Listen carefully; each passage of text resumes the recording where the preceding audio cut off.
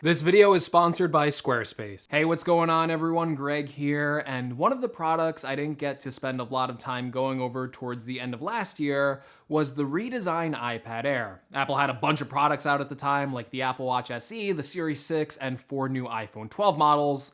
Not to mention all the M1 Macs that graced us at the end of the year, and I really didn't get to give the iPad Air that much time or justice. Well, now it's a new year and a new take on the iPad that's supposed to be for everyone, but it may be just a little in over its head, and not in the way you're expecting. So let's get the basics out of the way. The iPad Air now looks strikingly similar to the iPad Pro, with a uniform bezel going around the entire device, and getting rid of the top and bottom chin from the 2019 iPad Air. This is a more modern design at a more affordable price point. The Air retails for $600 for a 64GB model, or $749 for a 256GB model. Personally, I would have much preferred a mid-tier option at $649 for a 128GB model that would make it the sweet spot, especially for customers in this price range. Now, the Air is very familiar. On the side, you'll find the familiar volume up and down buttons, cutouts for the speaker ports,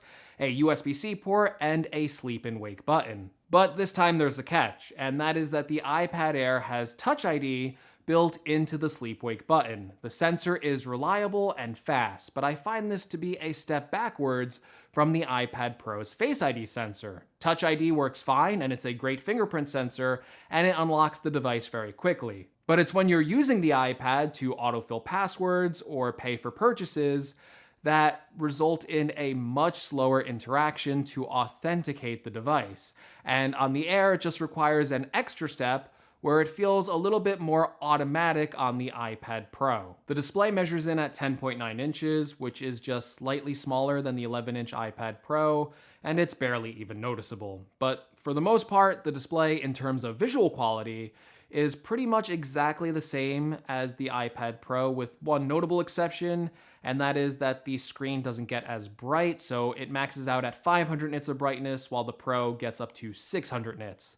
The display also doesn't have Apple's ProMotion technology, which increases the refresh rate to 120 Hz when interacting with the display to create smoother animations. I think the lack of 120 Hz is fine though, and after using a 120 Hz iPad Pro as my main iPad for years, when I switched to using the iPad Air, which is again currently the main iPad I use, I was easily able to give up the faster refresh rate. Speakers are improved on this version of the Air when you compare it against older iPad models, and the stereo sound now comes out of the side of the device rather than just the bottom section. Overall, they sound good enough for tablet speakers, but the quad speakers on the iPad Pro are an improvement. Not everything on the Air is a downside though, and as of the making of this video, the iPad Air currently comes with Apple's A14 processor, which outscores the iPad Pro's A12Z processor in single-core performance. Overall, the A14 feels snappier for basic tasks that you do every day, like for touch responsiveness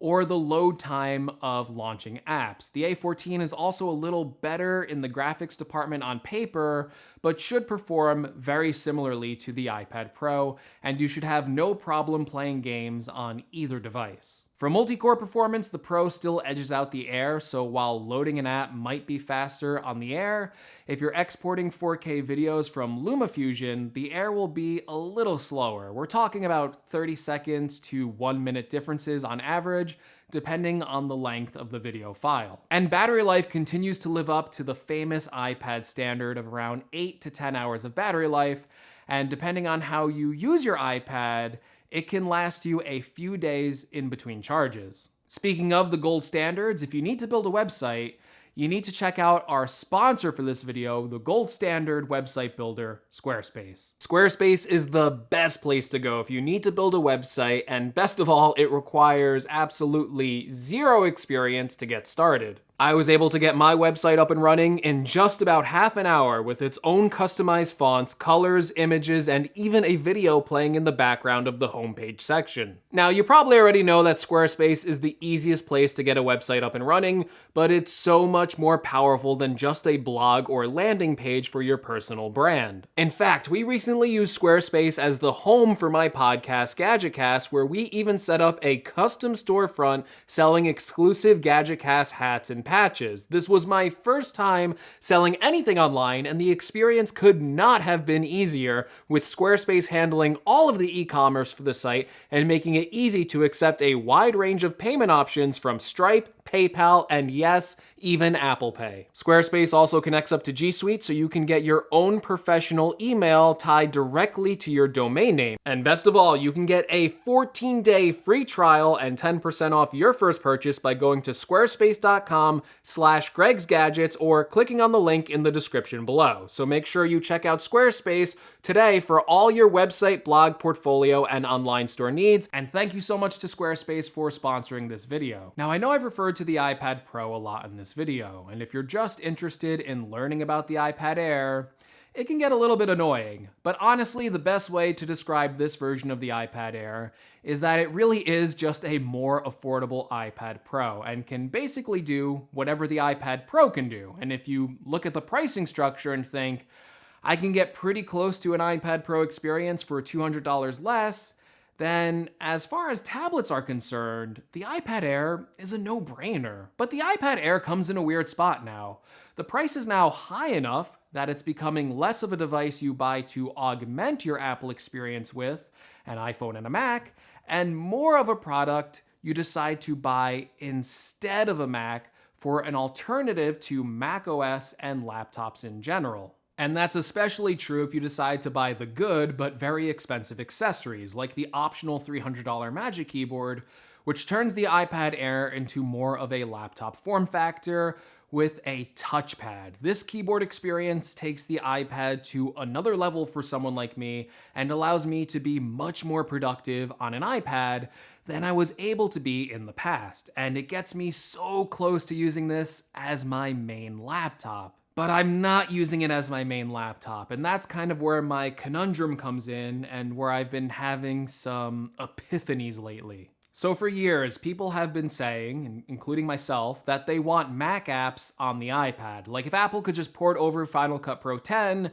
and put it on the iPad, I personally imagined I would be so close to throwing out my MacBook Pro and switching to an all iPad future. But that still hasn't happened. And it's not to say it won't happen. I still firmly believe that Apple will eventually put some of their more advanced software on the iPad, like Final Cut.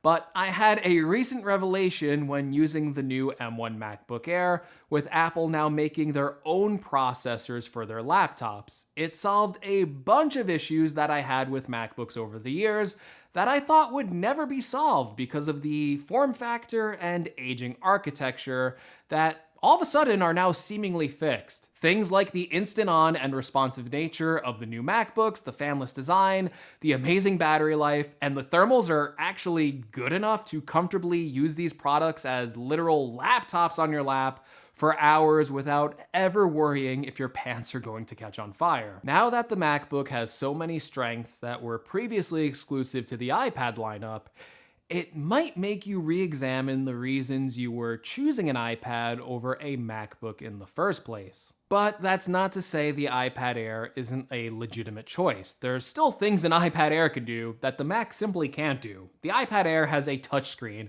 and the MacBook simply does not. So the Air is an amazingly creative device if you want to use it as a drawing tablet, or even if you simply prefer to take handwritten notes. The Apple Pencil is a smooth, seamless, and unique experience that you can't find anywhere else in Apple's ecosystem. That, combined with the keyboard and trackpad, make the iPad a unique and truly versatile experience that, even though I may personally prefer to use a MacBook, I can't deny that for some, this product would be the better choice. On top of that, some of you, and probably most of you, won't be buying Apple's expensive Magic Keyboard accessory and will choose to use this as a pure tablet experience or purchase a wide range of wireless mice, trackpads, keyboards, or even something cheaper like Logitech's keyboard case, which is half the price of Apple's. That sort of versatility is entirely unique to the iPad Air, and even though the new M1 Macs are great, I can't choose to slap another keyboard on it or tear the screen off to go lay down on the couch. Well, you could, but that's a video for Jerry Rig Everything, not Greg's Gadgets. That's why it's hard to pin down this iPad. Is it a great tablet? Absolutely, one of the best ones out there. And is it a good laptop alternative? Yes, and it's getting better with every update. But the increasing complexity and increased prices of the iPad are starting to make these computers a hard choice, and when you start doing the math of adding on accessories to make the experience even better, you're starting to get up in price ranges comparable to the amazing new MacBook Air. And with Apple now using their own silicon in the Macs, it makes the iPad less seductive than it used to be, but still an all-around pleasing device, and it's the best all-around iPad out there for most people. All right, everyone, and that's what I think of the new iPad Air and its place as a computer in Apple's lineup. Please let me know what you think of the iPad Air in the comments below. If you like this video, be sure to leave me a like. If you want to see more from my channel, make sure you're subscribed. Also, if you want to purchase an iPad Air or some of the accessories I mentioned in this video, make sure you check out the affiliate links in the description.